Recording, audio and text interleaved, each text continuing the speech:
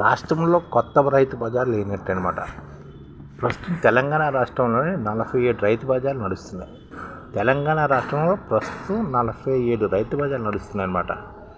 రైతు బజార్లు కోళ్ళ రాకపోకలు ఎలా ఉన్నాయంటే, క్వింటాళ్ళు ఎలా ఉన్నాయంటే జూన్ వరకు 2018లోని 10,000 క్వింటాలు వచ్చాయన్నమాట. 2018లో 2019లో 9,102 క్వింటాలు వచ్చాయి. 2020లోని 8,500 క్వింటాలు వచ్చాయి అనమాట. ఈ 2021లో 7,000 క్వింటాలు, 2022లో 4,400 క్వింటాలు వచ్చాయన్నమాట. హైదరాబాద్ ప్రధాన నగరంలో సంతల ప్రభావం రైతు బజార్లపై పడుతుందన్నమాట. రాష్ట్రంలో కొత్త రైతు బజార్లు అంతగా డిమాండ్ లేకపోవడంలోని గతంలో ప్రతిపాదించిన 13 చోట్ల వాటి అవసరం లేనందున ఏర్పాటును నిలిపివేశారు. ఉన్న రైతు బజార్ సమస్యలు ఎప్పటికప్పుడు పరిష్కరించి సమర్థంగా నిర్వహించేందుకు కృషి చేస్తున్నామని చెప్తారన్నమాట. ఇప్పుడు రైతు బజార్లో రాష్ట్రంలోని 47 ఉన్నాయన్నమాట. అన్నింటిలో కలిపి కూరగాయలు విక్రయించే 4,655 మంది రైతులకు ప్రభుత్వ గుర్తింపులు ఇచ్చిందన్నమాట. ప్రస్తుతం వారిలో 2,011 మంది మాత్రమే కూరగాయలు తెస్తున్నారు. రైతు స్థానంలో దళాలు స్టాల్ను ఏర్పాటు చేస్తున్నారన్నమాట. అంటే రాష్ట్రంలోని 47 రైతు బజార్లు ఉంటే అందులో 4,655 మంది రైతులు గుర్తింపు కార్డులు ఇస్తే అందులో 2,011 మంది మాత్రమే కూరగాయలు తెస్తున్నారు. మిగతా వాళ్ళ బదులు దళాలు స్టాల్ ఏర్పడతారన్నమాట. రైతు బజార్ వచ్చే కూరగాయలు రైతులు పండించినవి 56% ఉంటున్నాయని మార్కెటింగ్ శాఖ గుర్తించింది. ఆశించిన ధరలు రావడం లేదని, పల్లెవేలు బస్సులు లేక రవాణా వస్తువులు కొరబడి రైతు బజార్ కూరగాయలు తేవడం లేదని రైతులు చెప్తున్నారన్నమాట. భువనగిరి రైతు బజార్కి రైతులు వచ్చే సరుకు 10% కూడా ఉన్నట్లేదు. దీంతో భువనగిరి మార్కెట్ నుంచి కొనుగోలు చేసి అక్కడికి తీస్తున్నారు భువనగిరి. ఈ విధంగా రైతుల బజార్లో కూరగాయలు ఉన్నాయన్నమాట. హైదరాబాద్లోని 13 చోట్ల అట్లా తీసేస్తున్నారు కూడా. మోదీపట్నం రైతు బజార్కి గతంలో రోజుకు 4,000 మంది వచ్చేవారు. ఇప్పుడు వారి సంఖ్య 3,000కి తగ్గిపోయింది. ఎర్రగడ్డ రైతు బజార్ వచ్చే కొనుగోలు సంఖ్య కూడా 6,000 నుంచి 4,000 తగ్గింది. నగరంలో మన 9 రైతు బజార్లోనూ ఇదే పరిస్థితి. వరంగల్, నిజామాబాద్, కరీంనగర్, ఆదిలాబాద్ రైతు బజార్కి వచ్చే కొనుగోలుదారుల సంఖ్య కూడా 20% తగ్గింది.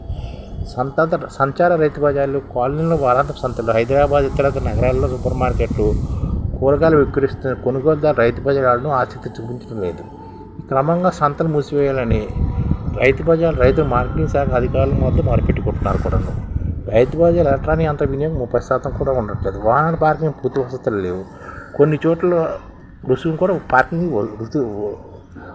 వసూలు చేస్తున్నారు. రైతు బజార్లు ప్రతిరోజు ఎస్టేట్ అధికారులు ప్రకటించిన ధరల మేరకు విక్రయాలు జరపడుతుండగా దళాలు తామే సొంతంగా బోర్డులపై ధరలు రాసేస్తున్నారు. ఇటీవల భువనగిరి రైతు బజార్లో తాము చెప్పిన మేరకు ఎస్టేట్ అధికారులు ధరలు పెంచలేదే వ్యాపార సరుకు నిలిపివేయగా 3 రోజుల పాటు అది నడుస్తుంది కూడా.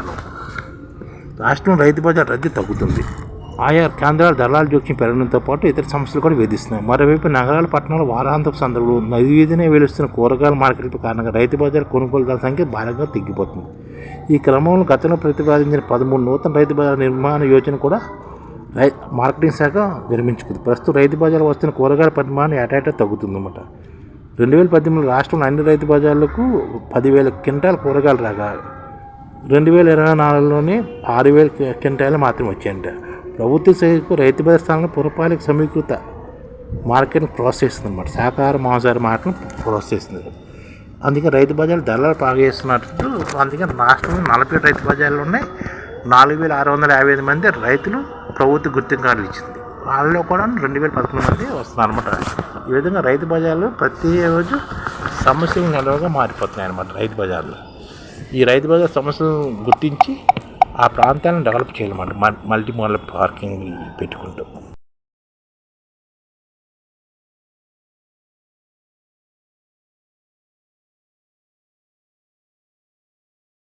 ఈ ఛానల్ ముఖ్య ఉద్దేశం ఏంటంటే, మన తెలుగు రాష్ట్రాల్లో 1 కోటి మందికి సంఘటిత రంగాల్లో ఏ విధంగా ఉద్యోగాలు ఇవ్వవచ్చు, కనీస నెల జీతం 30,000 వరకు ఏ విధంగా ఇవ్వవచ్చు, ఏ విధంగా చేస్తే ఉద్యోగాలు సృష్టించబడతాయో వివరిస్తూ ఈ ఛానల్ వీడియోలు వస్తాయి.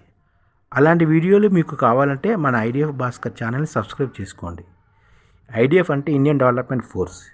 ఈ వీడియోలు చూసిన తర్వాత మీకు నచ్చితే లైక్ చేయండి, మీ ఫ్యామిలీ మెంబర్స్కి షేర్ చేయండి, మరియు మీ ఫ్రెండ్స్కి షేర్ చేయండి. Thank you. నమస్కారం.